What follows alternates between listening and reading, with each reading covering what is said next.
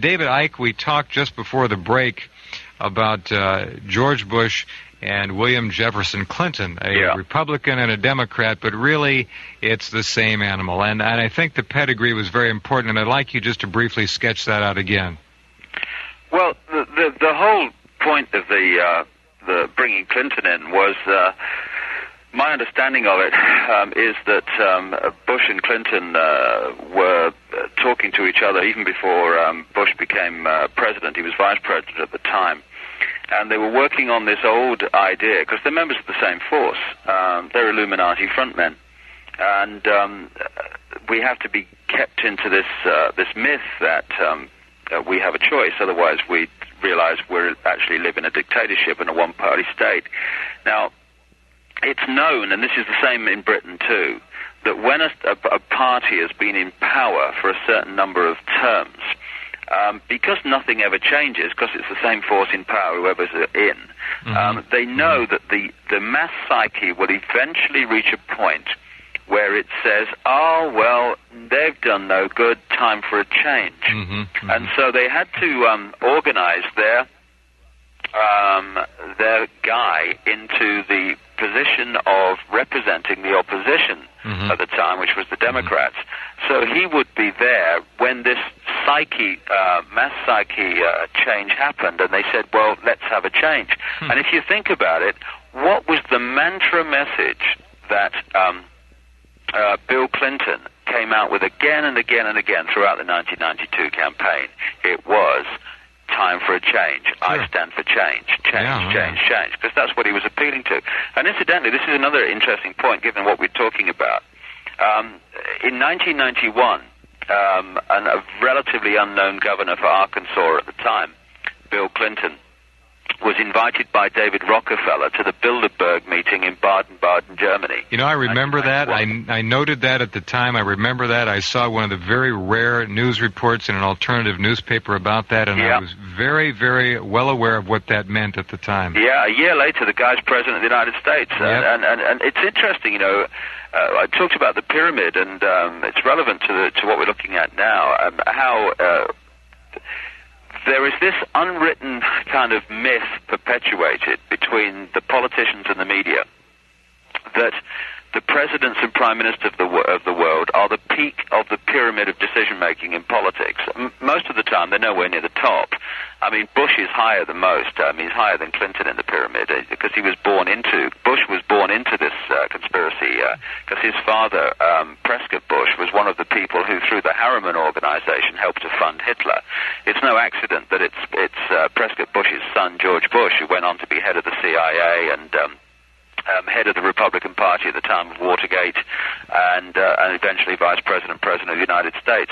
But if you look at the major positions of power in the world, whether it's President of the United States or whatever, it's amazing the common themes between them. For instance, the last 5 Secretary Generals of NATO, and I only know it's the last 5 because that's as far as I've had time to research back so far, but it's many more than that. Right. Joseph Luns, Lord Carrington, Manfred Werner, Willy Claes, and the present one, Javier Solana. They're all Bilderbergers. It's a Bilderberg appointment, the Secretary General of NATO. Same with the head of the World Bank, James Wolfensohn, the current one, who was put into that position by Bill Clinton. He's a Bilderberger, Trilateral Commission member.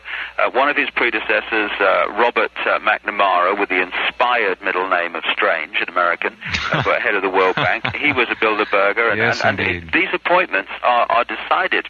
It's like the major appointments in America, in the American administration. If you look at the Carter administration, he was the first Trilateral Commission president of the United States. His administration was awash with members of the same organization and the Council on Foreign Relations. Walter Mondale, his vice president, Trilateral Commission. Cyrus Vance, Secretary of State, Trilateral Commission. A guy called Brzezinski, who was his national security advisor, he was the one who, with David Rockefeller, set up the Trilateral Commission. Yes, and you've got Harold Brown, General David Jones, Stansfield Turner, on and on. All of them, yeah. And when the Bush-Reagan administration came in and replaced the Democratic one of Carter, their administrations were awash with members of the Council on Foreign Relations, the Trilateral Commission, and the same when the Clinton administration came in. I mean, it's just a one-party state, and it's a one-party world increasingly. That's the point we need to get, because you look at Harold Wilson and Ted Heath, two people who opposed each other in Britain and swapped the premiership of Britain between about 63, 64 and 1975. Right. They were both Bilderbergers. And Margaret Thatcher was a Bilderberger, and so it goes on. The present leader of the Labour Party, who looks certain to become the next Prime Minister of Britain, he's a Bilderberger. And interestingly, taking the Clinton story to Britain, in 1993, this virtually unknown Labour Party Home Affairs spokesman, Tony Blair, was invited to the Bilderberg meeting in Greece, and a year later, after the very, very sudden death of the Labour leader John Smith, in came Tony Blair, who within 24 hours of John Smith's sudden death was elected leader of the Labour Party by the whole of the British media. Wow. Amazing. So it's if you want to get on in politics, Jeff, then get David Rockefeller to invite you to the Bilderberg meeting, and it's off you go. Really. Well, my father said something once, and I think we talked earlier about this. He said anyone who seeks public office should be barred from it. That is actually a very, very profound statement, because there's another statement I hear which says anyone who gets to the top in politics is the wrong person to be there. It's because the structure of politics and what it demands of people and their attitudes that it demands of them to get to the top of the greasy pole. What an amazing game is afoot. Just amazing. And so many people just don't have a clue. I don't pretend to know it all, but I've peeked again behind the curtain, which you are endeavoring to help all of us do tonight, to let us know there is much more going on than we'll ever read in the mass media or hear or see on television, which, by the way, as you of course know, may be the most insidious, powerful weapon ever unleashed on humankind. The average American child now, David Icke, watches television up from 38 hours a week to 43 hours a week. Yeah. And if you look at who owns the major networks in America, it's the same people. It is the same people. It's the same people who own the networks, who own the banks, who own the politicians, who own the security agencies, who own the multinational corporations. It is the same people, and the truth shall set you free in great details that shows how all these lines of power come back to the same people and the same operation. And the money system, this ludicrous thing we stand for of borrowing money that doesn't exist and paying interest on it, is the key foundation way that they control the mass. Let's go ahead, and I was going to hold that, but let's start that right now. You just said it all. Borrowing money that doesn't exist and paying interest on it. That gets back to fractional banking, I guess, to a degree. The idea of printing money of which there is no backing, loaning it and collecting interest on it is the greatest scam I have ever in my life seen. It's astonishing, and most of the money isn't actually printed. It goes back, because this is, again, as we keep talking about, this is a long-term thing. Prince Bernhard, who was the first head of the Bilderberg Group and a major manipulator, he was actually a German prince who married into the Dutch royal family. A predecessor of his, another German member of German royalty who married into the Dutch royal family, was a guy called Orange. He became king of England eventually. He was the one, when he was on the throne of England, who set up the Bank of England, which came out of out of that spawned the whole of this central banking network, which again is a massive pyramid. And at the top of the central banking system of the world are about 13 people who operate out of Switzerland. It's no surprise or coincidence that whenever there's a war in Europe, the one country never involved in Switzerland, because that's the financial base of the people that are causing the wars. Amazing. And so this is kind of from William of Orange and his time creating the Bank of England and all that has come off from it, has spawned this whole idea of lending money that doesn't exist and charging interest on it. And it works like this, what the banks say is all they're doing is borrowing money from investors, effectively, from depositors and lending it to people that want loans. That is actually a complete lie. They are not doing that. If you take a simple example, take a bank and say it's got one investor, for simple terms. It's got one investor. Someone has deposited with that bank $1 million. Along comes another guy who wants to borrow a loan of $100,000. And to do that, he has to put up as collateral wealth that does exist, like his house or his business or whatever. Sure. So the bank says, okay, we'll lend you the £100,000. And all they do, they don't print the money. They just type into that man's account $100,000. Now, if all they're doing is lending investors money, then the guy who deposited $1 million has now got in his account $900,000. But of course he hasn't. His statement still says he's got $1 million in that bank. But now this guy's statement says he's got $100,000 in his account. Now where has the $100,000 come from? It's come from nowhere. It's just someone typing figures onto a screen, not even printing the money.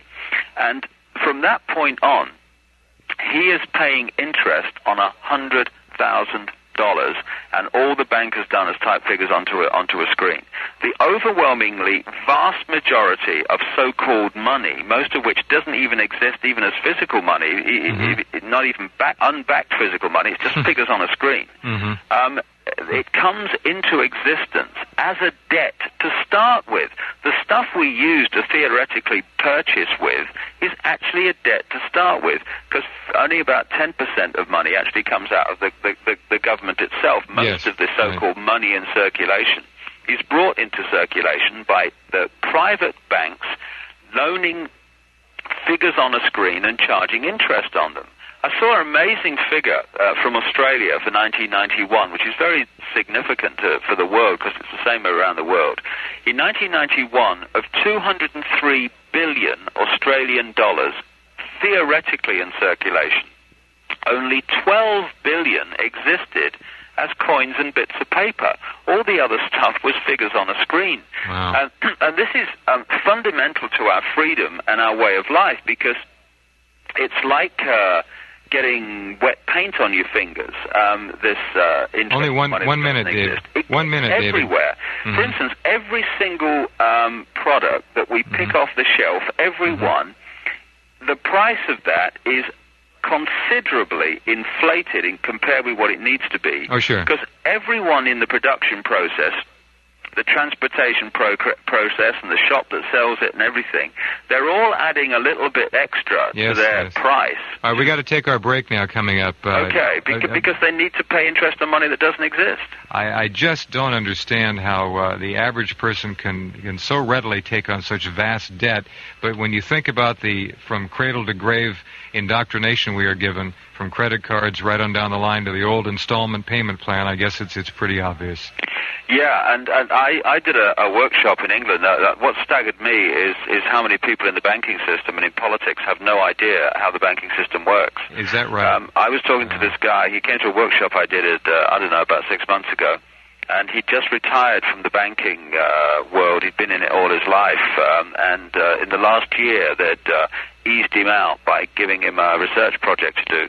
And he looked at me in almost disbelief, and he said, "It doesn't exist, does it? It's just figures on a screen." And I thought, and you've been in the banking system all your life, and you've just realized that. And so why should the public realize how it works when even some people in the banking system haven't got a clue? Amazing. I guess a word of advice to the average consumer, if you want to be free, at least entertain a semblance of freedom, keep the debt load minimized and get rid of it. Yeah, I mean, when you look, maybe we could look a little later at how the American debt came into existence, the biggest debt in the world. See, one of the great ways, the great way that we are manipulated in the world on a mass scale is something I call problem-reaction-solution. You create the problem covertly. It may be a government collapse, it might be a run on a currency, it might be a terrorist bomb, and we've had a few of them recently, none of which have had responsibility claimed for, interestingly. Yes. And then you offer your solution. Say for a terrorist bomb, if you want more power to the security forces, people are not just going to accept more power if you just suggest it. So you have to manipulate them to demand it. Centralizing control and justifying power is a global threat to the environment. Now, 2 years after 1966 came the Club of Rome, which was set up on the Rockefellers' estate in Italy, and involved people linked into this Bilderberg Trilateral Commission, Council on Foreign Relations network. It's another arm of that.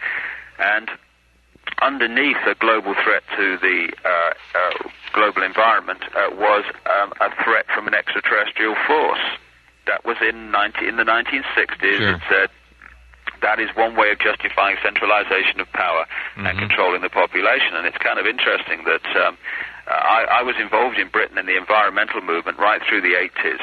And it's interesting how all the major global reports saying there's a global environmental problem, something must be done, are actually put together and paid for and funded and orchestrated by the people who are actually dismantling this planet's ecology. There's a guy in America, a Canadian, called Maurice Strong, who's very much linked into this whole network I've been talking about tonight, very close to the Rockefellers and David Rockefeller.